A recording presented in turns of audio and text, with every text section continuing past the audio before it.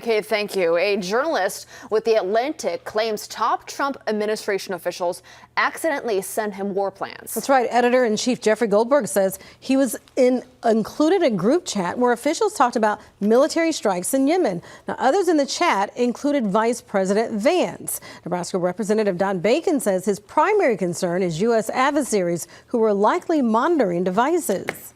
I will guarantee you 99.99% with confidence Russia and China are monitoring those two phones.